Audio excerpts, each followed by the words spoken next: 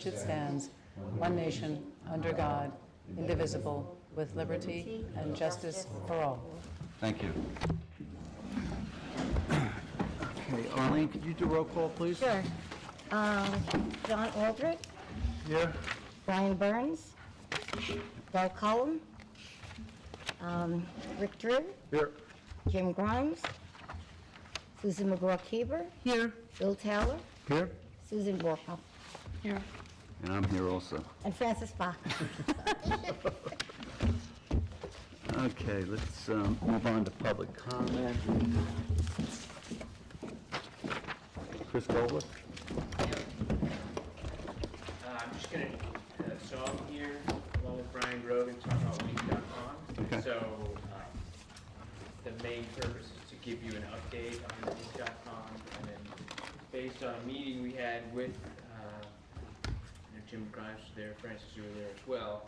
It was recommended that meeting also involved the people from the natural resources, also representatives of supervisor.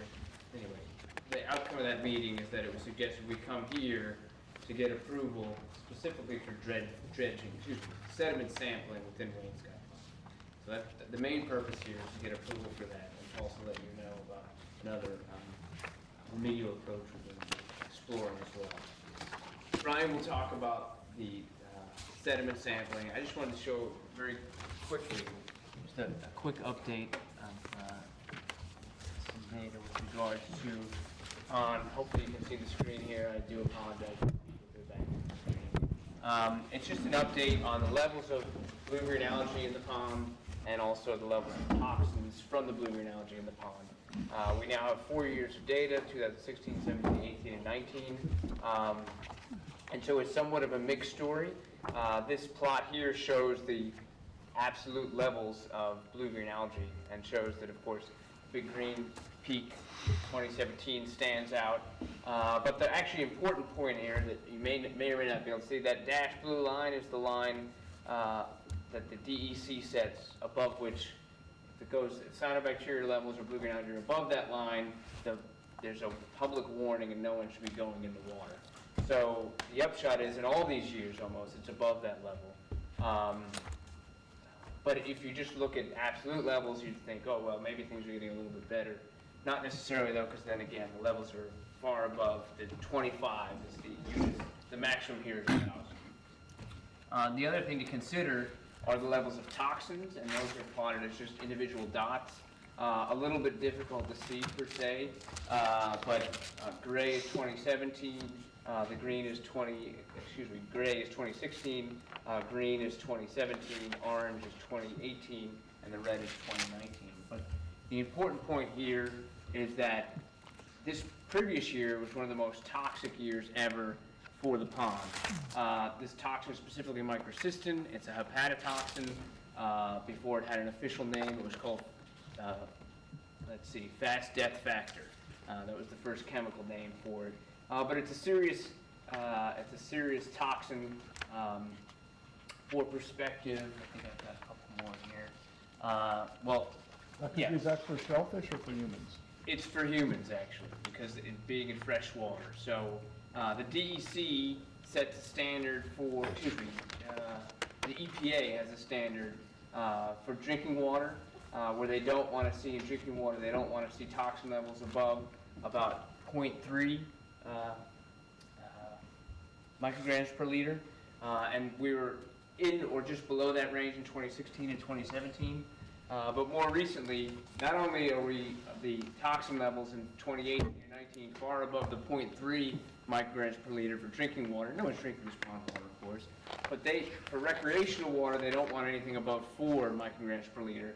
And we had plenty of readings for the first time ever above that standard. So not only are the blooms persistent every year, they're above the DEC threshold, but there's a disturbing trend in the last 2 years of the toxin levels increasing and now getting as high as almost approaching 10 micrograms per liter.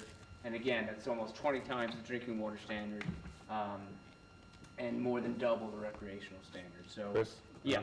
I'm sorry.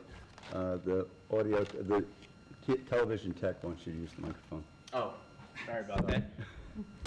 I can do that now, yeah. What's the relationship between toxicity in the pond and groundwater? And getting in, does it get into groundwater? Can it get into groundwater? So that's a possibility, and actually one of the things that we want to propose is to do a groundwater study there. And that's a relevant point on two fronts. One, there's been experiences around the pond where during the summer, when there's been a lot of pumping of the groundwater for agriculture, but also for other use, of the cyanobacteria actually getting into some private wells in the area. So that's obviously of concern. And then the cyanobacteria is actually, you could be drinking it, albeit at low levels because it's going through the bank. But then the other consideration is there may be groundwater going into the pond that's actually feeding these things.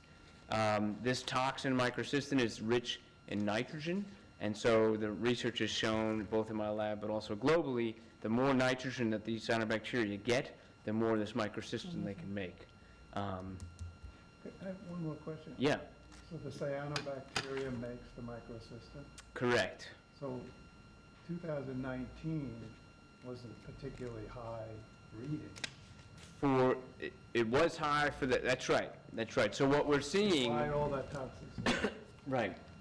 So recognize that when we just show the cyanobacteria, that's the total levels, and that there's, literally dozens of different types of cyanobacteria.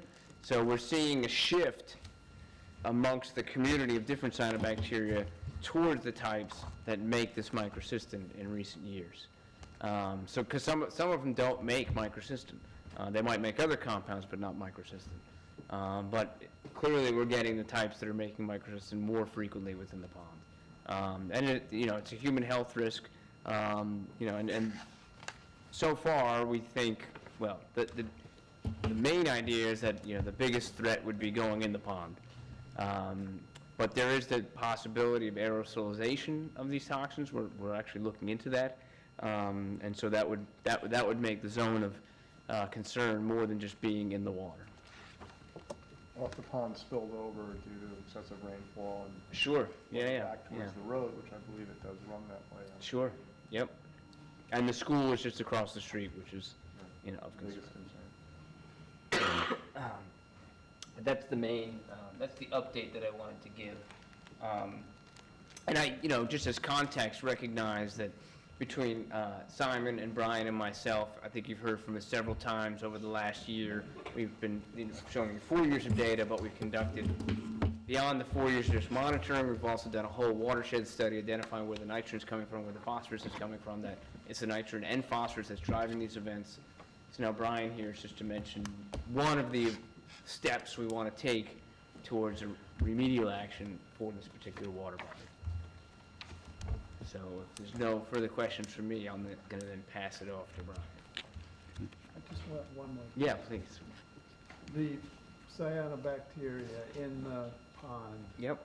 is it distributed evenly throughout the water column? Is it less on the bottom, more on the surface? Yeah, in general, there's more at the surface. In general, it depends on the type of cyanobacteria, the winds, of course, the mixing and such. But most of them tend to float towards the surface, and that actually creates that's where the danger actually lies. I'm sure there are instances where dogs have died, both here and of course across the country and across the world. And we believe that comes up when they do float to the surface. You get a persistent wind, it concentrates it at the shoreline, and then you've got this, essentially all the cyanobacteria that would normally be just sort of diluted through the whole pond, all concentrated in a short area, and then it can be a really dangerous situation. Okay, so I'll pass it off to Brian.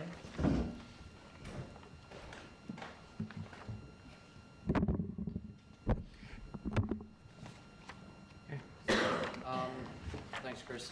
So at this point, we've handed over a copy of an overview of. Could you just announce yourself? Sure. Brian Grogan with PW Grosser Consulting. So we've submitted an overview of basically the remedial actions that we're looking to further investigate for Wainscott Pond. And it's multifaceted. We know that this, according to Chris's reports, there's nutrient loading coming from a multitude of different sources. So we're looking to how to best treat that nutrient load coming from various sources. One of the major sources, especially of phosphorus, was the sediments within the pond. So what we're proposing to do is first take some sediment samples from 16 points throughout the pond to further identify what's in the material in the bottom of the pond, so we can look at the next steps with respect to, is dredging the pond a potential project we can pursue? With respect to what we're going to find in the pond, then we can kind of quantify what the removals of that material would look like, how much nutrient load we would be removing from the pond, and then also how to move forward with permitting all of that aspects with the trustees and DEC and other agencies that we would need to talk to about how to manage it and, let it dry out on property and things of that nature, and where we ultimately could dispose or reuse of the material in the pond depending upon what's in it.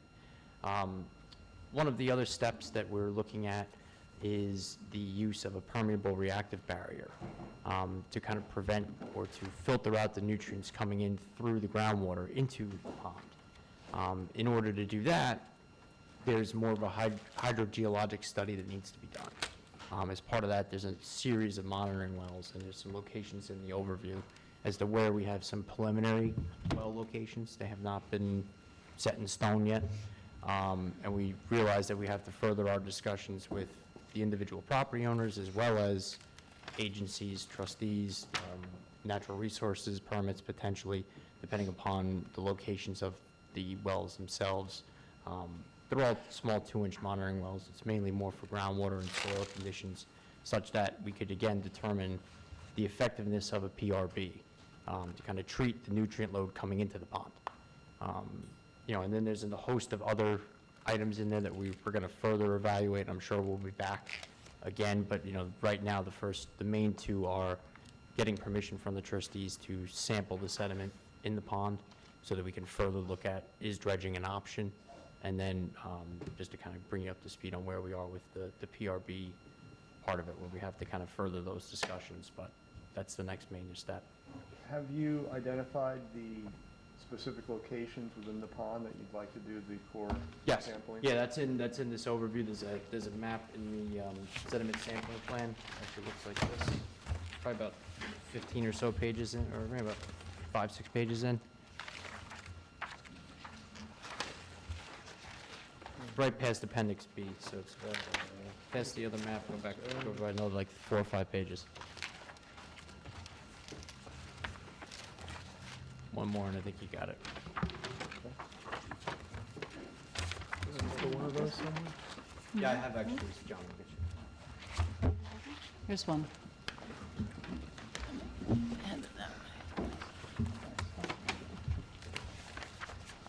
When do you have a time of year you Appendix need B. to do this, or? The sampling, I think, can be conducted more or less whenever we can, once we're Appendix, approved. The actual dredging would be subject to permit requirements. Sampling, yeah, talking about sampling. Just past it. Yeah, sampling I don't think matters though. Can you talk a little more about your methodology for the sampling? Exactly what you're doing? Yeah, so the sampling, it's, going out on a small boat, kayak or canoe, kind of rowboat kind of thing, taking soil samples with the metal auger, go down, take samples. I think they're going to mix, from the upper levels all the way down to the bottom. We're trying to, the intention is to dredge it to hard bottom rather than try to find a middle ground. Go all the way down to clean sand and basically, in essence, bring the pond back to a condition that it would have been hundreds or thousands of years ago. Bring it back to that depth. Will this also ascertain how much silt or muck is Yes. in the pond? Yeah, Chris's report had kind of started to talk about, the levels of muck and silt that were in there, and in some spots, it's fairly thick. It's, 3-4 feet of muck. And that's really what we're trying to get through. That's the stuff that has a lot of this nutrient load trapped in it. Yeah, exactly. And that's what we were going to want to try to pull out.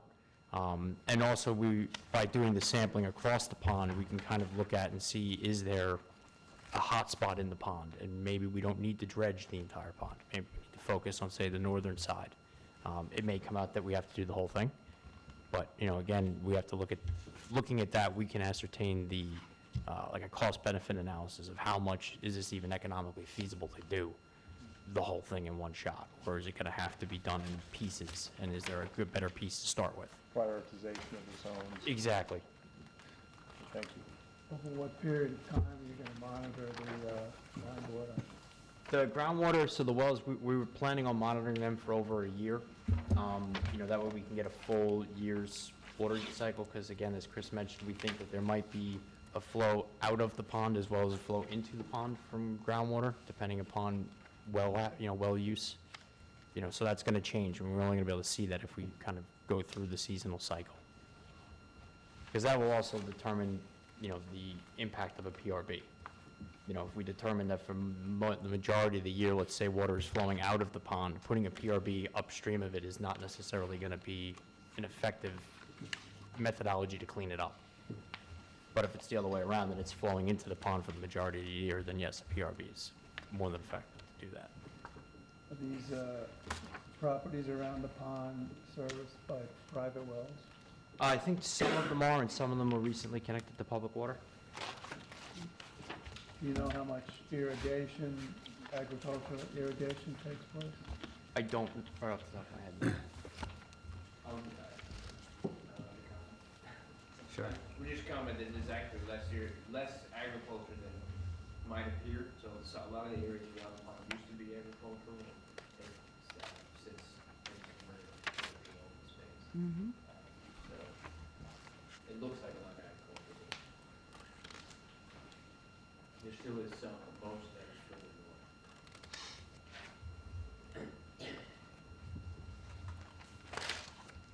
That area to the west, that's not farmed? That is farmed. Across the street is farmed. The northwest piece is open space. Yeah, But I have in my, I think it, I know in my PowerPoint that we last summer, Hey, John, I indicated the regions that this were- piece over here is actively farmed, but the piece right around there is not. And what about to the west? Over here? Yeah. I don't know if that's being Right. farmed or not. That piece I don't believe is. This piece may be. But I think that buffer there is not.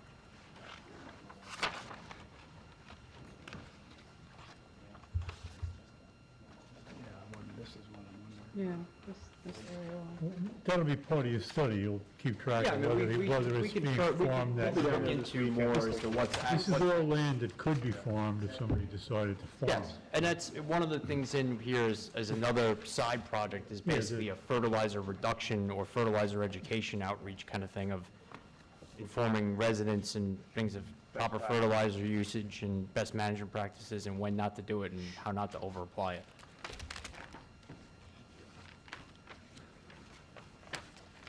We have done a core sampling in Georgia Pond, have we Yeah, not? yeah, I don't see why this should be a problem, personally. No, this is the more information we get, the better off we are. Right, okay. Anybody want to make a motion? I mean, as a member of the Ponds Committee, I'd make a motion to approve the core sampling phase of the project. I'll second that. All in favor? Aye. Aye. Okay. Thank you very much. Thank you. Thanks for the update, guys.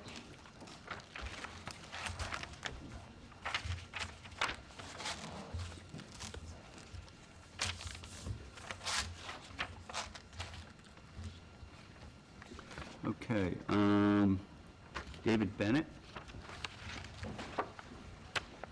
Nice to see you. Thank you. Thanks, guys.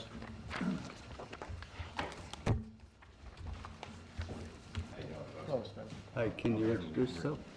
David Bennett. I'm here in reference to 7 Crooked Highway. We had some issues with the curb cut where it hits the Trustee Road. And first and foremost, I want to apologize. We didn't realize that we had to come get permission from you guys. But we're aware now, and we wanted to see what your thoughts were and how we could resolve this. Okay.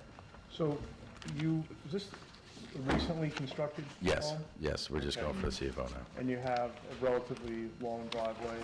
Yeah, it's off almost of- 600 off of feet Crooked long. Highway. And when you did the site planning, was there any professional engineering or planner involved that identified where the property line was? Other than the architects, no. So, So you Yeah. did some of the work yourself, is that what you're yes, saying? yes, Okay. So And we- hired contractors directly to do the driveway work? correct. Okay.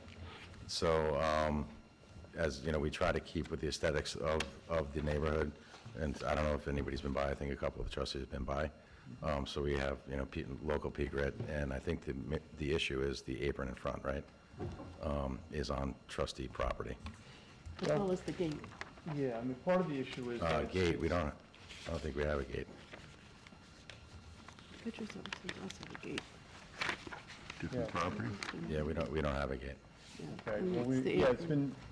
been a little confusing because we've been sent a lot of different information, and Okay. right now, I'm not sure we are 100% clear of exactly how far you are encroaching on trustee property. By the account of the pictures we have, it shows 100 feet, which seems almost impossible. But if we have a clarification of your survey and your pictures, then we can have a better discussion. Right. Are you Mr. Balducci? Yes. Yeah. Hi, I'm Rick. How Hi, do you do? nice to meet you. The photo of the gate was just one that I sent showing another neighbor who has a similar apron. Okay, First so that's not photos, your, That's not ours, I see, no. okay. But your apron appears to be approximately 100 feet Well, I can off of the imagine- property line into the public right-of-way. So the trustee road is 100 feet from where our property line Well, starts? your property line is here, and your driveway is cut out, and the apron is approximately 100 feet off of your property line onto. Right, so how would we access from the trustee road to our property? Well, you have access, but to have that apron out so far into the public right-of-way. Right, so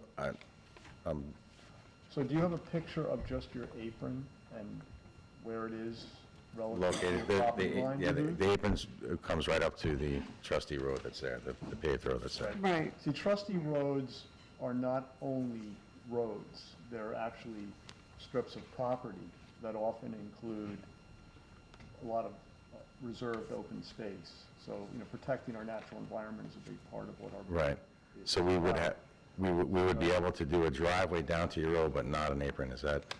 That's is it- a 'cause- possible determination. And Now that we're getting clear on exactly Right. what's been constructed, and we can maybe get a little better photography and, you know, and revisit, then we can have a better discussion on it. Usually, we don't encourage improvements on the public's property because it's not our property, really. We are managing it on behalf of the public. And people have a right to drive or ride horses or ride bikes, and when there's construction in the public road, it prevents people from having safe access to Right. the public property. Or if you've had grates there because you have deer fencing and, you know, wildlife is walking across those grates, that could be dangerous to wildlife. So those are just some considerations that we need to consider.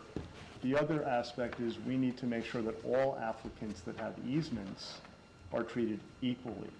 And there are many, many trustee roads, and there are many, many easements out there, and we're responsible for making sure that there's an equitable, you know, application of access rights and usage of those roads. You know, because you're really getting a public benefit by having access over the road. Off the public road. And, you know, we just want to make sure that it's safe for everyone and that people can access the public property. Right. So, you know, I'm sorry if there's a little confusion about whether the gate was yours or not. Yeah, The gate was but- not ours. the gate's I mean, from a I can show you neighbor's. this photo which shows kind of the road and then where our apron is, one of the ones. That would be that helpful. It'd be great if you had a little, I think I actually saw. zip drive. You've got it printed out. yeah, if you And can how, help and us how clarify. wide is that opening to that, to your driveway? I think about 15. 15 feet. 15 feet. It's just a standard driveway. Standard That's driveway. not- Yeah. That's not over. Yeah. So we had 30 feet we could have used, but it ends up being, Right. we ended yeah, up making it looks like 15. 30 feet. You could have your width of your driveway. And there's also a couple of terrain issues as well. So when you first pull in, you're on a slope going up, not drastic slope, but definitely Yeah, slope. it's a And gradual we kept the Yeah, contours natural, Yeah. so we We didn't were put the, there last year when you had, you just had cut Had cut the- this in there. early last. So if we didn't have the apron where we had, we'd probably have gravel washing back out onto the public road more often. You know, I know. Yeah, erosion is a challenge on a lot of these unimproved roads. So that there may be some benefits to the way you've done it. I don't know, you know, it just really, I think we're just going to have to revisit a little bit, and, you know, maybe meeting you guys there. Okay. At some point would be the Yeah, best way. we are, we just, how to phrase this right, we're trying to go into contract. So in order, we have to have you guys sign off, so if you want us to remove the apron, we would do so, not happily, but we would do so. Right. If you told us that that's what we needed to correct the situation. I'm assuming that some sort of driveway has to be allowed right in between our property line and the Trustee Road. So if you're telling us that it's got to be... Usually the driveway goes to the Trustee Road. You know, the road is for you to get access to your property, not to use the road as your driveway. No, I understand, I definitely understand that. And the fact that it appears to be 100 feet seems... I mean, I don't out know of, if that's... you know, out of... You would think that every other... Trees and wooded. Right, Basically. but that, some of to that the wooded road. area could be trustee property. Yeah, I'm not saying it's not, I'm just trying to figure out like how the other houses or any other house in the neighborhood would get from the actual Road or bed. to their property, which is probably 100 feet off like ours is. So is it unpaved or like, we didn't want to pave it, we tried to Yeah, get it natural. usually it's more of a gravel bed Right. that's recommended. You know, Try to this, keep it in its natural state. Right. this That's what- discussion that was what we usually tried to do. happens, you know, before, Yeah. you know, we get. Again, I apologize to for this that, point. that was my fault. And, you know, and in part that, you know, sometimes the town isn't always aware of where the trustee roads are either, and it creates confusion. Okay. So, Well, this distance Is there. there, can you guys maybe arrange to go up there and meet yeah, them? well, we can do it this week. Okay. We can commit to doing it this week for you, so you aren't held up with your project. Okay, Yeah. yeah, But as I I think said, Susan and I need to go there in person with you guys and really understand, you That's know, not a problem where with these us. Yep. meets and bounds are for this one. okay, do we have to wait till the next meeting to, Fortunately, it's only a week from Monday, okay, so it's a short 28th. timeline, because we skipped Columbus Day and rescheduled to tonight. okay, And so a week from Monday is when we'll meet again. So we can get Okay. to the property together this week, and we can, but your general thoughts are like, worst case scenario, we have to take the apron out and we'll have gravel and we're good? that would be the worst Right, case. that would be- But let's go take a look and see what we can do. All right, appreciate your Do I know time. what time, or how can we coordinate, time? Do you know your I schedule? could do, are you available this weekend after, Possibly, say, 4 o'clock? possibly, tomorrow's not good. How about Sunday? Sunday, I could do. Sunday afternoon, At 4 PM. Sunday, 4 PM. Okay. Fine, Is that okay? yep, that's fine. I appreciate your help, guys, I'm sorry. Okay. Again, all right. All right, Thank you, thank gentlemen. you. Okay, see you Sunday. Cobblestone. Okay, Eric Brown?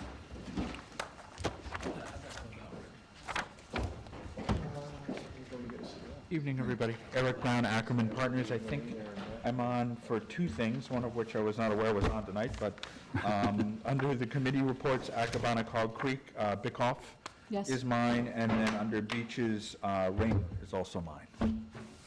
I don't have a lot to add on Bickoff. I think Rick wanted to go out and take a look the last time when we gave the, the full dog and pony show, so. Yep. I'm- Yeah, I was up that way, and, you know, I think No, no worries, just, it's fine. You know, I think, thank Okay. you for the courtesy of. oh, no problem, please, There, and that's, yeah. that's not a Yeah. problem. No, I think, you know, it looks like you guys are on the right track. We hope.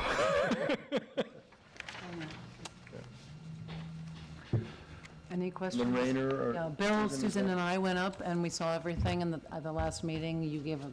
terrific presentation. We have all the surveys Yeah, here. I'm good to go. We- We're all good to yeah. go. Okay, We feel it's perfectly in line with everything, and good job. okay, So, thank you, Susan. yes. Do you want to make a motion? Yes, I'd like to make a motion that we provide a permit for the bluff restoration, removal of non-conforming structures, installation of more conforming structures, installation of core logs at the toe of the bluff, bluff revegetation, and this is for SCTM 300, 24-1-4, and this is for Sasha Bickoff. and the address is 335 Kings Point Road, Town of East Hampton. Second? Second. Thank All you. in favor? Aye. Thank you, Susan. Thank you, everybody. And then the next one I have is Rayner, which I don't know how many times we've done this, but here we are again. So, if you turn back the clock 7 months when we were in front of you guys the last time, it's the exact same situation. We've, all the sand that was put there, we finished up before plover season in March is now dispersed out to, from one of the weather events we've had. So what we'd like to do is renew the permit and then, try to coordinate bringing in some more sand. I mean, you guys have always done a very good job, and I think the applicant has always been very responsible and a good partner to the trustees, so. Well, thanks, Rick. We tried. Personally, She's very, Yeah, I think you're a really good person. And basically, if you just change the dates on all the stuff we supplied you guys last time, it would be the exact same project. Right. Okay, I was not part of Beaches when this came before us, and that's why I said today, it'd be helpful if you came in, if anybody had any questions, so. This is just a renewal, the same exact thing. Many times. I'd make a motion that we... And I will second it. Thank you very much. All in favor? Aye. And we'll, of course, coordinate with you on all this stuff, let everybody know what's going on. Commencement. Yeah, absolutely. Thank you very much for coming in, we Oh, please, appreciate it. it's my pleasure. Thanks, Nice to see Eric. all of you.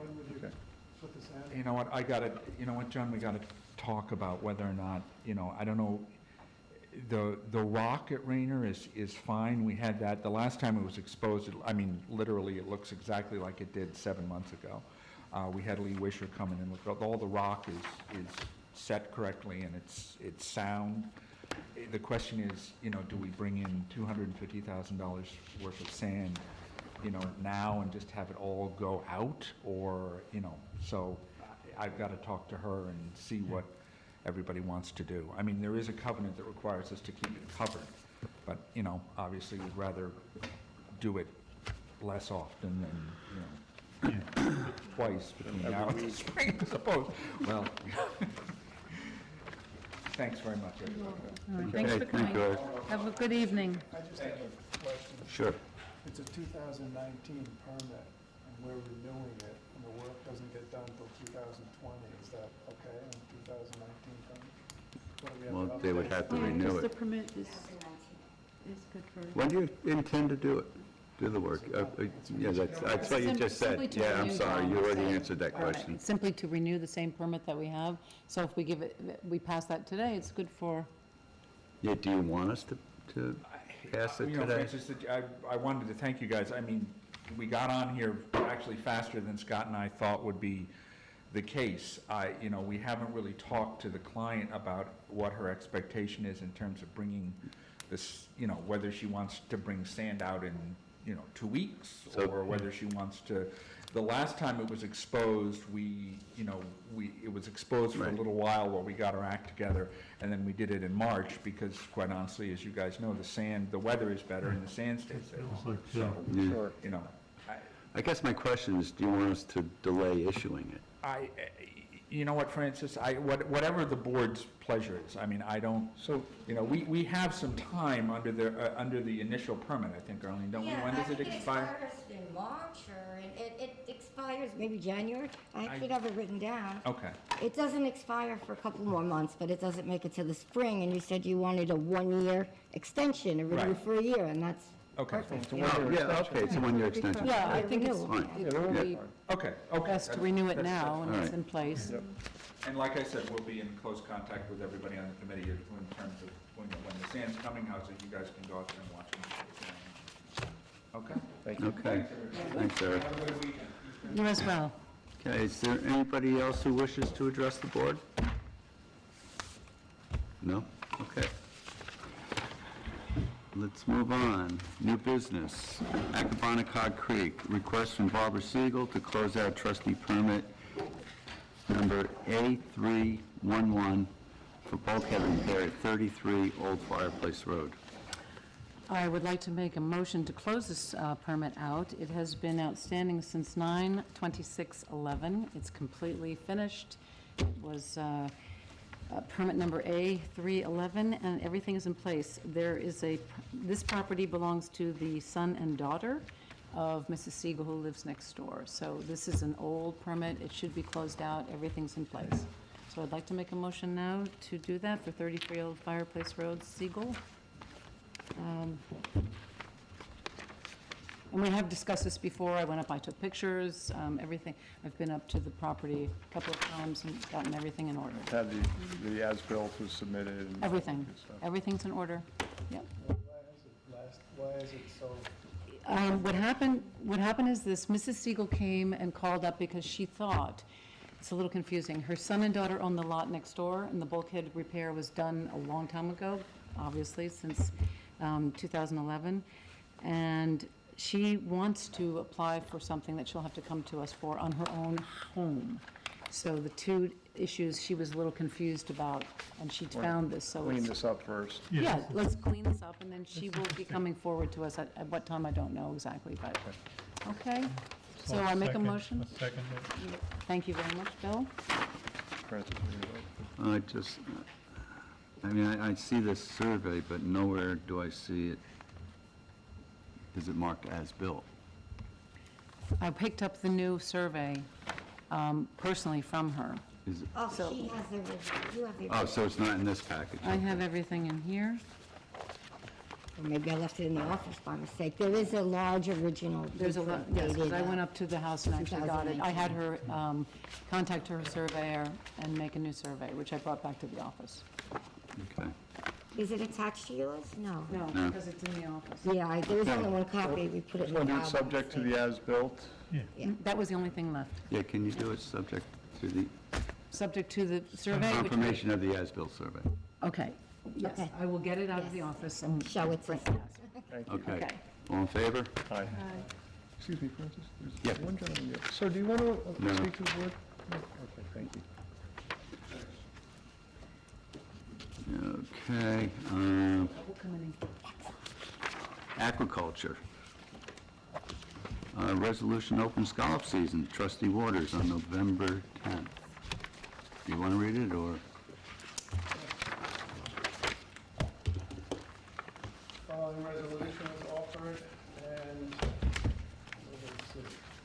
Whereas section 213-18 of the East Hampton Town Code recognizes the trustees' authority to vary the permissible dates for the taking of scallops, and whereas section 213-12 of the code permits the taking of scallops from trustee waters between the third Monday in October and March 31st in each year, and whereas for the year 2019, the states delayed the opening of scallop season in the state waters to November 4th, 2019, whereas trustee waters have traditionally been open for scalloping shortly after the opening of state waters.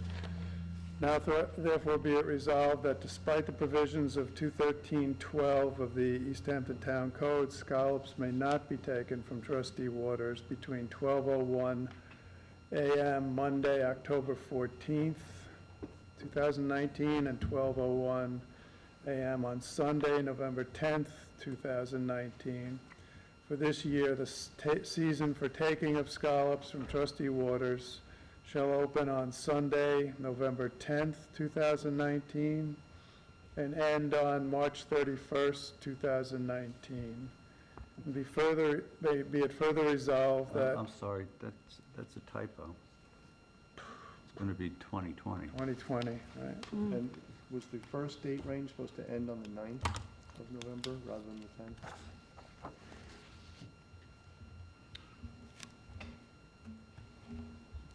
Yes, you're right. Thank you. Okay, so shall be open Sunday, November 10th, 2019, and end March 31st, 2020. Be it further resolved that the reason for this delayed opening is to permit additional time for scallops to spawn. And be it further resolved that the trustees wish to call the public's attention to the fact that bushel bags sold by the trustees for a nominal fee must be utilized in harvesting all shellfish, including scallops.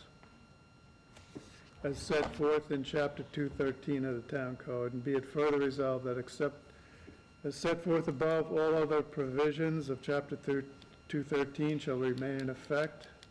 And be it further resolved that this resolution shall take effect upon the filing of same with the East Hampton Town Clerk and posting as set forth in Chapter 213-18 of the Town Code, and shall expire on November 10th, 2019. Okay, do I have a second? I'll second. All in favor? Aye. Aye. All right.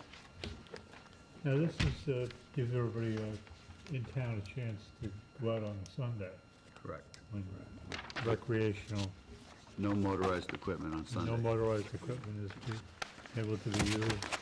We did it, like, 3 or 4 years ago, and it's been very well received. All right. CARP, the Coastal Assessment Resiliency Program. I printed out a copy for everybody. It's going to be held at the American Legion Hall on the 28th, which is next Friday, and I believe that also conflicts with our next scheduled trustee meeting.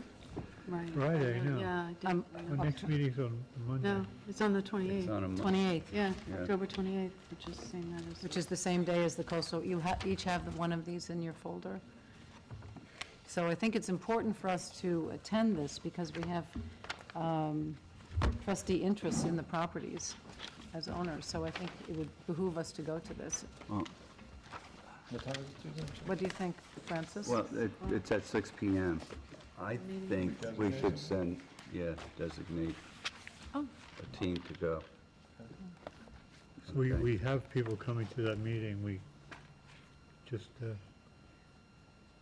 we have people coming to our meeting Okay, already. that are already scheduled. It's already scheduled, and Right. You know, All right. I've been sitting on this committee for 3 years, so I would like to go if possible. And you should go. I think we should. Maybe bring a second trustee with you. Yes, that's what I want to do. Okay, so, Who would you like to designate? Would anyone here like to go? Well, yeah, Susan I- and John sat through the presentation yesterday.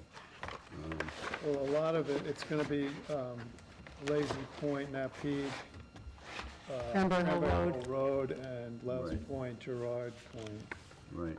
I know Jim's pretty familiar with the Lazy Point, Cranberry Hill Road area stuff. Rick actually has an interest. right, Lazy Point, okay, As a private. As a, Yeah.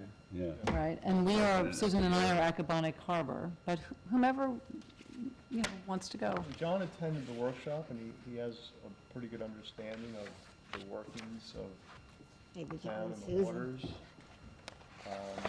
I also attended. You know, I. So whomever you wish. I mean, I'm just saying I It'd be attended a it. close second. I just think John may have a little more experience in the overall arching area. So, John, I would recommend John and Francis go, and Jim and Bill hold down the fort on the clerk's behalf. And hopefully we have a quorum.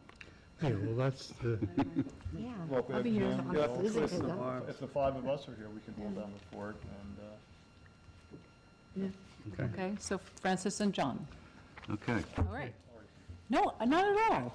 The best person should go for these things, no, we wanna absolutely. listen to the Bring back public comment. information to us. This is gonna be recorded.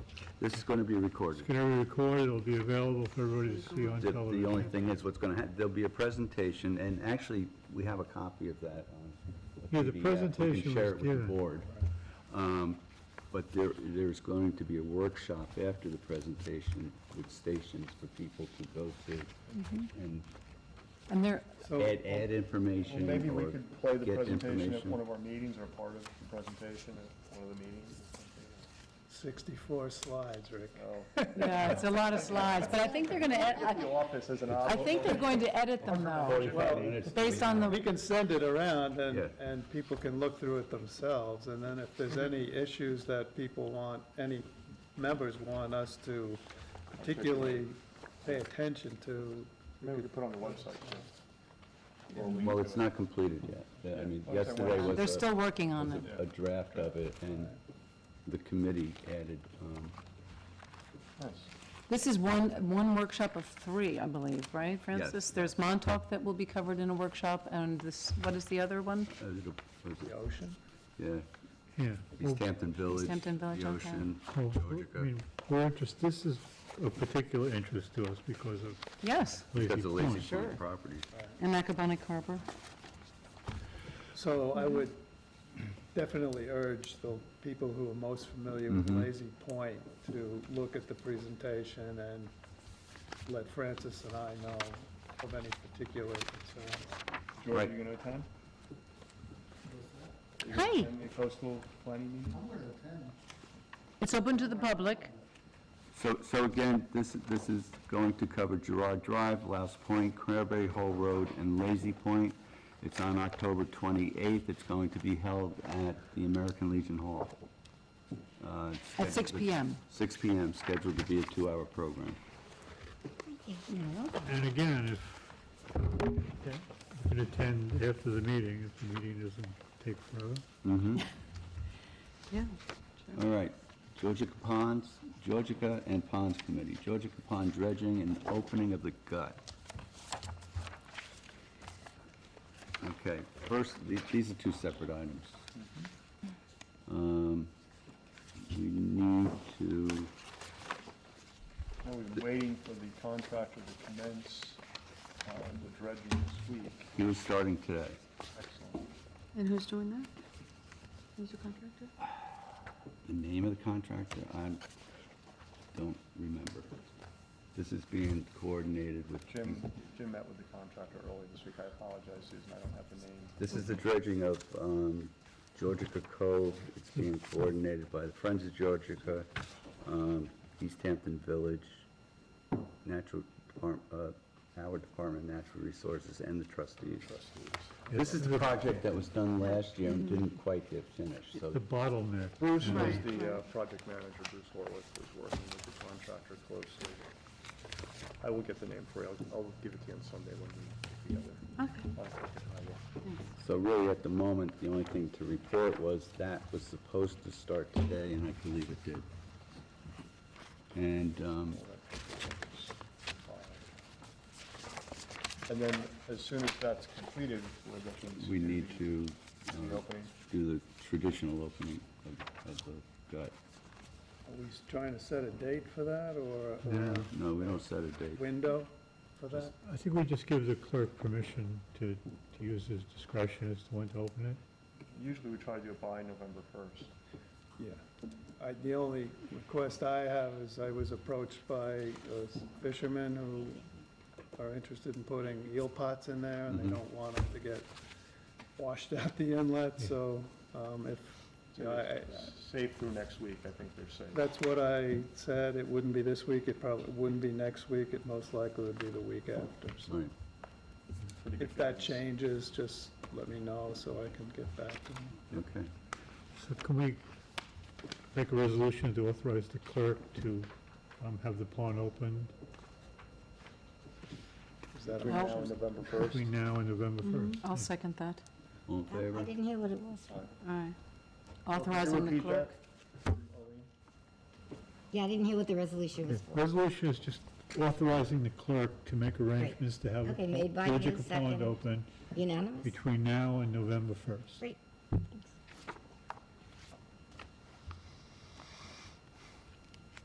Okay. And this is the notice to bid for the large dredging project down at the gut. That will take place over the winter.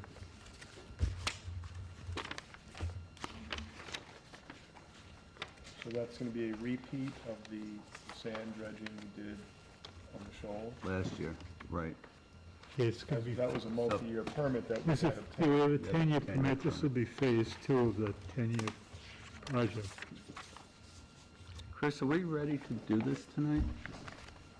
I have not yet seen the notice to bidders. If you'd like, Okay. I could take a look at it while we're here and revisit it, if you guys want to expedite it, but Okay, I mean, I think we have time to do it next meeting, You're only a week or so out. Yeah. Next meeting, if you want to if give you it a want closer look. time to go yeah, through that's it. fine, let's do it the next meeting. Okay.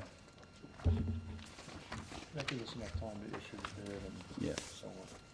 That's this item, opening of the gut, that's what this is? Is it notice to I bidders? mean, I'm sorry, this Georgia Capon dredging, that's what you're talking about? Yes. This item.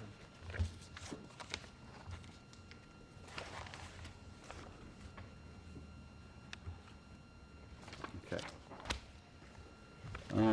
Napeag Lazy Point, application from the Devon Yacht Club located at 82 Bendigo Road, Suffolk County Tax Map number 300-127-3-16 and 17 for jetty replacement. Don't they usually have an agent present their Yeah, applications? yeah. In a project like this, I think we would like to, Hear from someone? yeah, Was this Devin? yeah. The agent didn't even know it was on, it just came in, so just sort of alerting everyone I see. that it's on. He did call Jim Walker. and- Jim, right? Yeah, Okay. nothing's been done yet, it just arrived in So the he's mail. planning to join us Yeah. at some point? Great. It's always good to hear from Jim.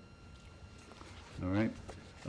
Request from Mark Webb, leaseholder of lots number 24N and 25N, 204 Shore Road at Lazy Point, to sublet to Brian J. McDonald for 7 months at $1,250 per month. Is there an application package with the affidavit? The committee isn't here, Chris Carrillo has copies, there are 2 lease applications.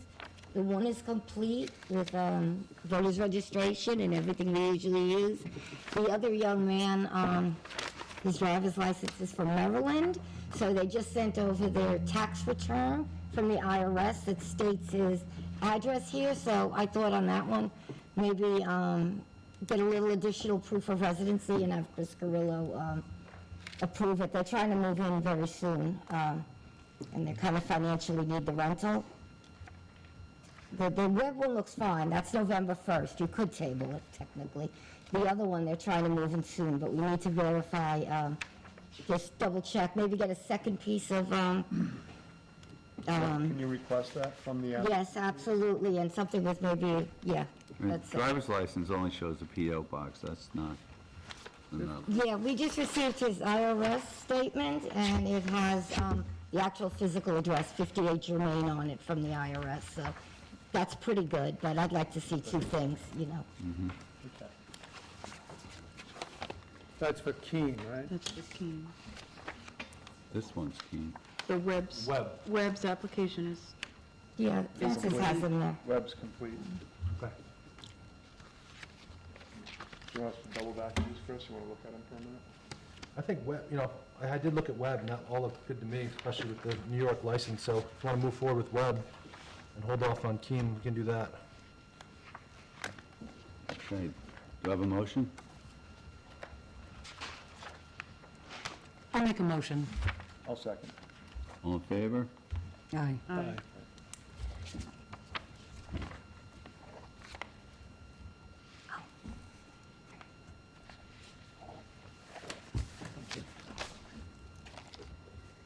And Who seconded that motion? are we going to address Keene tonight, or do we need more? No, we're gonna wait for an additional proof of residence. Okay. May I ask who seconded the motion that I made? You did, Rick. okay. Rick, you're Rick, thanks. Thank you.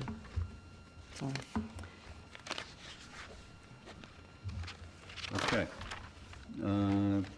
Roads, we did that about Ducey. Do you have anything else that you want to talk about on roads? Not at the moment, no. Okay. So I just, Clean this one out, then. I think you kind of went over it when you were discussing it with the owner and his friend.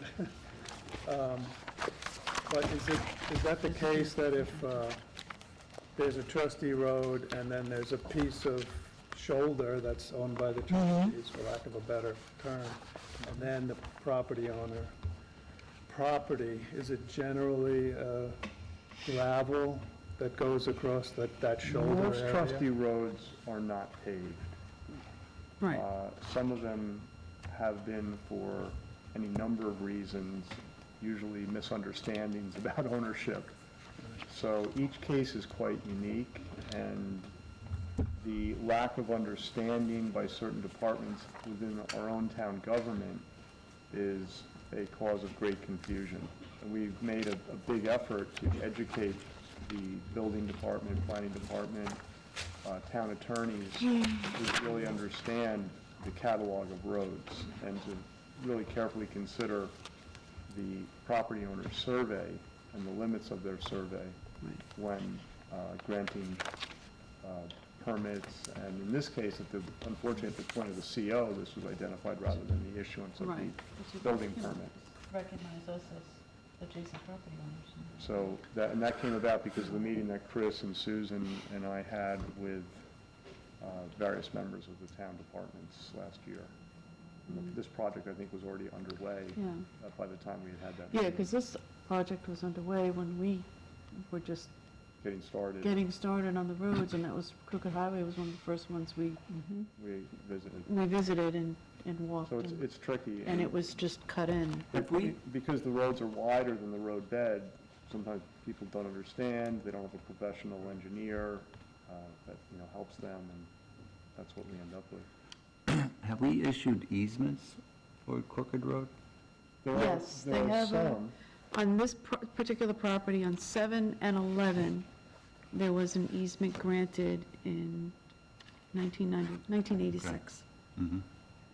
And these lots have not been touched for quite a while. Right. Okay. I have a question, as long as we're on roads. I've been trying to discover, because I have my oysters in Napeague, and one of the oyster farmers that I'm with asked me about the road from the launch ramp out to the another road off. I have to come around Cressons Boulevard. I've gone to the Department of Natural Resources, called Montauk Downs, Tom Dess. What launch? If you go to the end of the Shore Road and you come around the bend, there's a little boat access to the waters. That whole road is partially tarmacked and very difficult to drive It's always been through. that way. I'm sorry? It's always been that way. Beyond the launching ramp to the east, there is some state property. So And you I- have to be and- very specific about where you're speaking about, because I think part of that road is. Well, I took pictures of it and I sent it to Tom, and I've been through all the departments. The town says that they don't own it. Tom says that the state doesn't own it. So I came back to Natural Resources yesterday, and they said there's property on both sides that the state does own, so I'm not sure, does anyone know at this juncture who owns that road? It could very well be a trustee road. Yeah, well, so far we've found that, It's always been in that state, If the ever state or since the I was a town kid, doesn't anyway. claim it, there's a good chance. so it's ours, because I haven't been able to find that, so maybe Unmaintained. we can discover who owns it, because it's really horrible to drive through, and, since the neighbor came to me and said, is there something that we can do about it? So I'm trying to figure it out. We'll take a look. We can do about Thank it? you. Hmm? Something we can do about it? Yes, of course. I was standing in the waters, and she was told it was a trustee road. Okay. So I went along investigating a little Another further. conversation. It's another research project. All right. Highway Department. Female Harbor Transient Mooring Program, 2020 to 2024. Okay, so the transient mooring program is something that we've worked with existing 3 Mile Harbor Marina operator on for the past 5 years. They've managed the trustee mooring, transient mooring program. That program is ending this year. And this, what we're doing now is putting out a request for proposals for the program to continue through the next 5 years. So I'll read this resolution. Following resolution was offered, seconded, and adopted. Whereas the trustees and freeholders, commonality of the town of East Hampton, are the owners and fee title of the bottom land of 3 Mile Harbor, Whereas in addition to the trustees' inherent powers as owners of said bottomland, Section 246.3 of the East Hampton Town Code specifically authorizes the trustees to regulate the placement of boats and floats, location of moorings and anchoring areas in trustee waters, whereas the trustees and/or their designated agent shall supervise and control said activities, and all boats shall be moored in or on such trustee waters in compliance with such regulations as the trustees shall duly adopt. And whereas the trustees have determined the 3 Mile Harbor Transient Mooring Pilot Program was a success, and that a transient moorings program is warranted for an additional 5 years. And whereas the trustees have determined the community continues to best be served by outsourcing this program to a third-party corporation or individual to manage the transient moorings program for the years 2020 through 2024. And now therefore be it resolved that a request for proposals for the 3 Mile Harbor Transient Moorings Program for the years 2020-2024 shall hereby be noticed by publication on November 6, 2019 in the East Hampton Star, the trustees' official newspaper of record. Be it further resolved, the sealed proposals shall conform to the attached request for proposals guidelines and will be due at the trustee office by 3 o'clock in the afternoon, Friday, November 15th, 2019, and will be opened by at least 2 trustees and the trustee secretary on Friday, November 15th, 2019 at 6 p.m. at Town Hall, 159 Pantago Road. And be it further resolved, the trustees may discuss the proposals at their meeting of November 15th, 2019, or delay the discussion to the meeting of November 25th, 2019. And be it further resolved, the trustees maintain the right to turn down all proposals and to put this program out again as a request for proposals as necessary. And be it further resolved, an information packet and the mooring location map is available from the town trustees at the office at 267 Bluff Road in Amagansett, New York, by emailing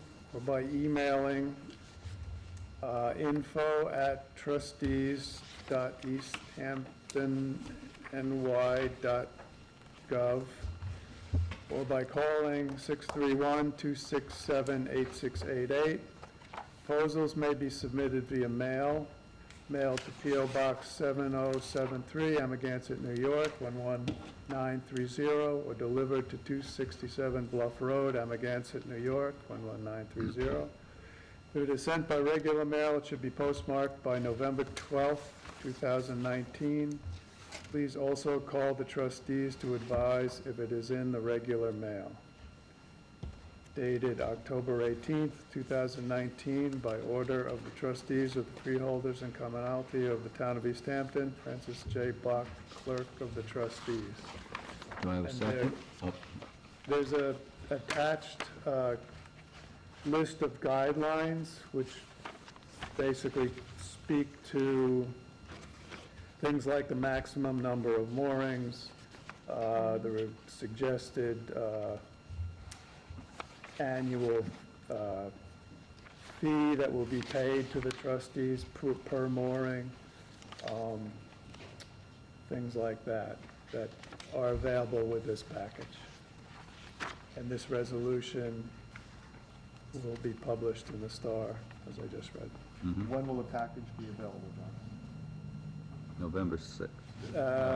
No, it's As noticed. soon as this goes into the paper on November 6th. Coordinated with the notice. Yes, and also we'll be sending out letters to each marina in 3 Mile Harbor, notifying them of this resolution as well.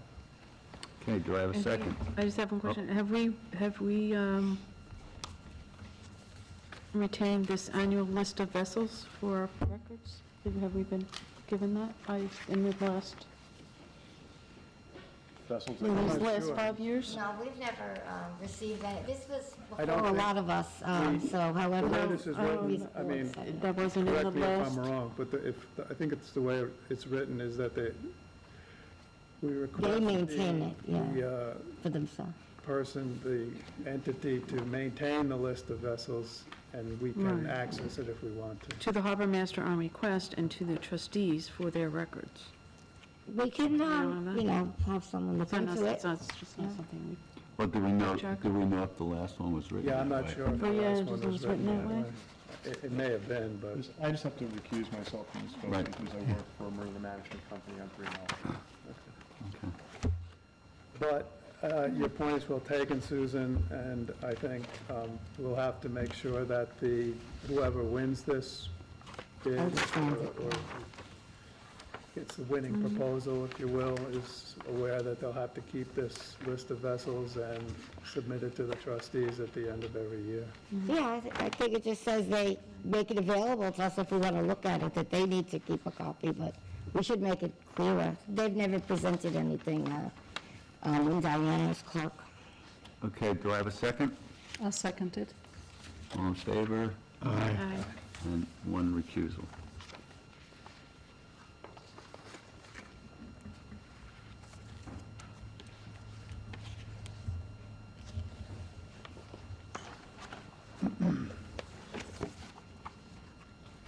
Okay.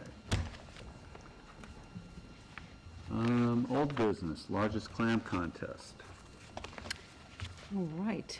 Well, Jim's not here. Susan and I served on the committee, and I think we had a really wonderful clam contest day. The weather was spectacular, It was a beautiful day. and we had a great turnout. The winner, the first place winner was Don Fromm, and Clint Bennett won 3 harbors. Don Farm was for the largest clam? He had the largest clam, didn't he? Okay. Yep. That's John place Orford for the overall. largest clam. Overall largest clam, with 2.4 pounds, 2.6? Okay, that's right. John Aldred was our judge. We had Kim Shaw. Those details are very Yeah, I know, I'm sorry, 2.6 pounds.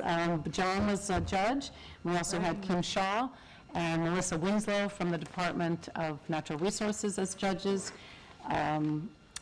Charlotte Sasso of Stewart's Seafood Market was our clam chowder that was served by none other than Bill Taylor and crew, and who else? Michael Frome.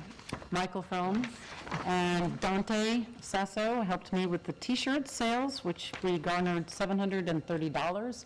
So that was really nice to put toward the Captain William Rysam J. Jim Klein brought some amusements for the kids, which was really good. And it's- I would say he outdid himself. Yeah. He really That did. calendar's pretty cool. Yep, did a great job. Susan had a very interesting educational materials available inside. Yeah. Yes, LTV. tell us about- The LTV, well, I just grabbed some LTV videos that my father had done a few years back in the 90s. He did a show on LTV called The Rights of Man. So some of them I just grabbed were in reference to the trustees and fishing, and a lot of people enjoyed. There's a lot of Yeah, coming in. activity, and it was a good time was had well. It was terrific. It And was the really clams great. all went back in the water. Who won the chowder contest? Brad Roman, Oh, okay. I was 4th time. running around, but it was a wonderful day, and I think I'm looking forward to it next year, either as a participant or something to do with. We didn't have a lot of entries in the clams. and Oh, that's There true. was nothing at a the rough at the week. children's. The weather was It was really terrible. tough, so the children this year, I understand, nobody from the youth submitted a clam. Yeah. Tough It was- to get out. Yeah, it was Weather hard. really inclement. So we handed out raffle tickets to everybody 14 and under, and raffled everything off, Yeah. and it was great. There were great prizes from everyone, and we'll get a list. I would like to Yes, send I out will put a it in note the of paper, thanks to yeah. everybody that Yeah. donated fishing rods and games and all sorts of things. So it was a wonderful day, and thank you to everybody publicly who contributed time, energy, gifts, gift certificates. And thank you, Susan. I would love to see that, because I didn't have a chance to see Yeah. what you brought in. Maybe Oh, another. yeah, we have a whole lot of them. I think he did a total of like 28 or 30 shows. Wow, okay. Yeah, LTV has Has them on archives. Yeah, he has them. Well, you should ask them to start putting them on so we can On watch at demand. home. Do they have them on demand? They're on it, yeah, every now and then you flip through and on channel 20. 22, 20, usually 20. they're on 20, 20. yeah. Government is 22. Yeah, you can catch them every now and then. And what's the name of your dad's program? Rights of Man. Rights of Man, okay. Rights of Man. Rights of Man on LTV. Are you listening downstairs to that? Rights of Man, LTV? All right. Committee reports. Okay, Acabonichog Creek, we did Sasha Bickoff. Clearwater Beach Property Owners Association. Yes, we met with the Property Owners Association regarding closing out the dredging permit almost 2 weeks ago. We have a few more details to iron out, and we will be meeting again this coming Tuesday. Oh, good. So hoping that everything will be resolved then, and we can deliberate on that at the next meeting. Okay, great. Aquaculture. Yes? They have a problem. We have a problem. Can you find a movie?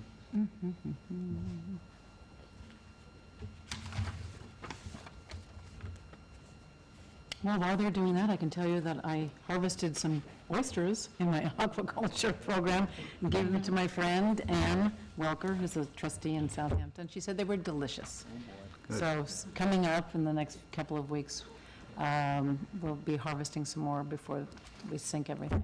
Yeah, we're working on it. Do you want to talk about the Chamber of Commerce Festival? Sure. That is tomorrow. And once again, the trustees are going to have a tent there, and we'll be selling our usual balloon items, keep growing the different types of things that are available to support the William J. Rysam Scholarship Fund. Our booth is, our tent spot is number 19. And I want to thank John Aldred and Francis Bach and friend Tim Garneau, who's going to help set up, take down, and my husband Paul. So it should be a nice turnout. The weather is supposed to be good. And that begins at 10 in the morning and goes through 5 p.m. in the afternoon. So the public's invited. It's the last festival of the season, and so we'll hope for a good one. Herrick Park is the location. And we are planting new grass, the village, so there's just a little narrow walkway through there to get through. So we can't trample on the lawn. Yeah, they have it all cordoned off. Right. So what else? What else? We can just let everyone know that under Harbor Management Committee, earlier this week, Stephen Lynch of the Highway Department requested an emergency opening of Fresh Pond. It was backing up onto Fresh Pond Road. Albert's Landing Road. Albert's Landing Road? Okay. Yeah. So, we went ahead and did that. It was helpful for the pond, too. It was helpful for everybody. Just to get a better exchange going into the pond right now, some fresh water getting in there. Fresh water.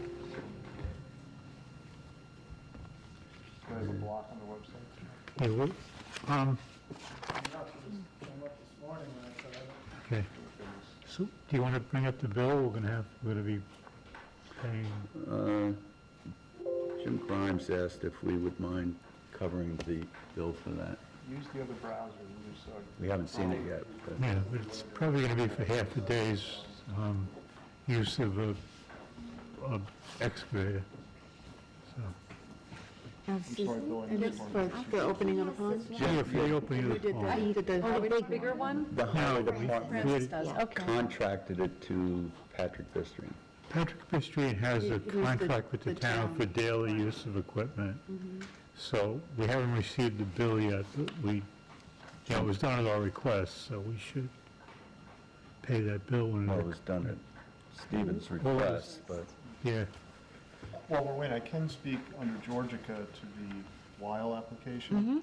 I was notified that the last component of the project was completed, Yes, and I just have to go out and do a final site visit. Okay. Overall, the project looks very Table. nice. Good. It's here. Yep, it's on there. I know, It's here. Unfortunately, I didn't have a chance to get out there and do the final review, but I was advised that the final component of the project was done. I'd just like to go Okay. there and look at it, and we can close it Yep. out at the next meeting. I Which think. one is this? Weil? Okay. Yeah. Really, really nice shoreline, buffer area, a lot of natives, it looks really good. And I think we'll be ready to go over that. Okay. So we'll table that till next, Would you please table that to the next meeting? Susan, We'll get make that a closed out. I'm sorry? There's your survey. Just send it over. Right here? No, We're not doing it, we're tabling it. Walter Weil tabled. No, yes, I heard that. The Zweig survey is right there under this. And then on the creeks, I know there is a interest in getting the entire ponds committee together to go together, Brian, Jim, and I. And that meeting has not taken place, so that is also, I think we have to table it. But that's a complicated project, and it has been somewhat controversial, so we do need to take a careful look at that one going forward. So I know there's been some good work that has been done there as well, but it's a big project, Okay, so that's tabled as well, Rick? yes. We're going to try and get there in the next week so we can more accurately discuss it at the next meeting. And Perella, did you cover that yet? Perella? No. Yeah, we're ready to close that out.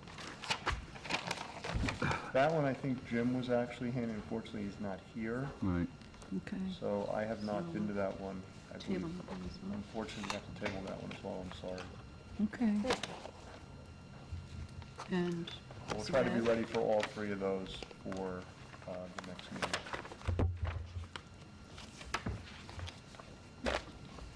And under beaches for the permit for Zweig.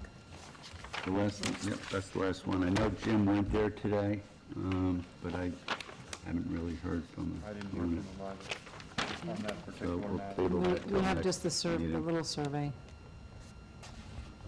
Did you clear? So we'll table that? Yep. So do you want to just do a verbal update on the, Clearwater is, You want to do it next meeting? You can do the whole presentation, or? Up to you, I mean, I don't know, the internet's not cooperating. I was gonna go through the Suffolk County website has all the maps, and Yeah. I was gonna kind of run through them so you could see. You want to wait till next meeting so you can do a better update? I think that's a good Yeah, idea. Otherwise, Yeah. I just have a few maps here, and, yeah, Well, let's do it on the screen. I think you can really help inform people. yeah, I think it would be better if people could see it. okay. Good. Thank you, John. All right, so, Yeah, you Yes. mentioned we were meeting on Tuesday, a few details to iron out. And the Harbor Management Committee will be ready to report back the next meeting.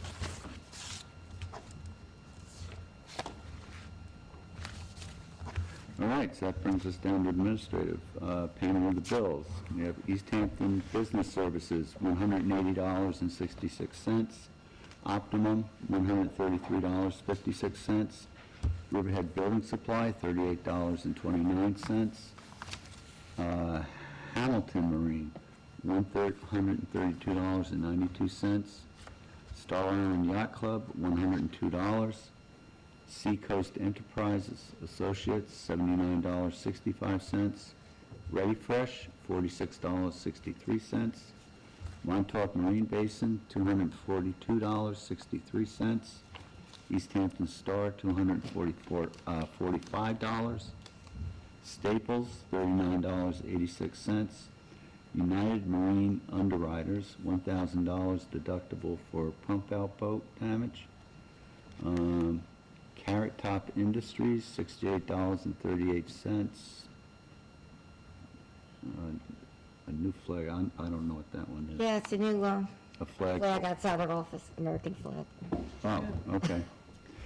Stewart Seafood Market, $1,080. That was for 65 quarts of clam chowder, 1,000 Little Neck clams, clam sauce, and lemons. And that covers it. Motion to pay the bills? I'll second it. All in favor? aye. Minutes of August 12th. Has anybody had a moment to review them? I've read all 3 of these, and I submitted it back to Arlene and Lori and said that they were okay. I made maybe minor corrections, but nothing The major. 26th, we approved at our last meeting. I had it in the folders, but I didn't, thank you very much. Yeah, we My approved the mistake, 26th on thank the you, last meeting. Susan. Okay. Last meeting. So August 12th and September 9th. So that was, I'll make a motion that we accept these minutes. Mm-hmm. Is there a second? Second? All in favor? Aye. Financial report for the month ended September 30th.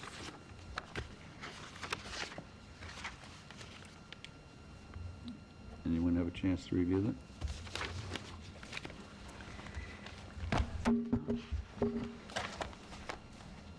Put that on the next meeting. Yeah. yeah. Okay. Let's vote on it the next meeting.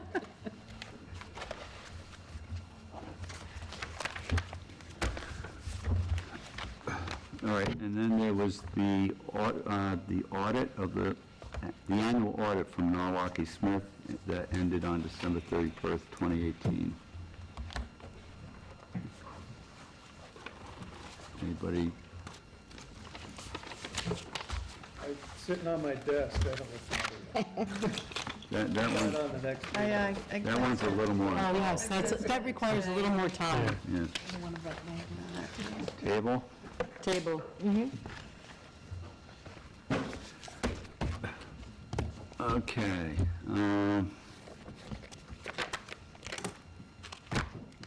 Meeting schedule for the end of the year. Not sure what that refers to. Oh, here we go. Because we have select. All right, It's there. so, yeah, we have several holidays on Mondays coming up. Well, we have today, okay, that was for this past Monday. November 11th, Veterans Day, that's coming up, and so we're going to have to move that meeting to November 15th on a Friday. And everything else seems to be in line until the first meeting in December. And then we're going to have to decide what we're going to do with the last meeting of the year. So we don't have to do it now. in the first half of We could do that, too. So sleep on it and we'll talk about it. Anybody have anything else? I just want to say, ooh, go ahead. Go on. No, go ahead. I just wanted to comment on how nice the office looks. With the Oh, the work that's been landscaping. going. Yes, That looks very nice. you did a beautiful job. Thank you, And, Jim. Yeah, very lovely landscaping. And I just want to add one thing. I always keep my promise. I just want to say that I think getting together with people who have come in to speak with us in this situation, Mark Mendelman, had a meeting with him, with Francis, and we had a very nice conversation. And I think that's the best way to work together with people, differences of opinions or thoughts, but it was a very good meeting, and I'm glad that we had it. So thank you, Mark, for coming in, and thank you, Francis, for being there as well. I agree. Good, okay. Cooperation is good. Cooperation is key. Anything else? Do I have a motion? Motion to say goodnight. We have a motion I'll to make- adjourn. Is there a second? Motion to adjourn. Second. All in favor? Aye. Thank you, everybody.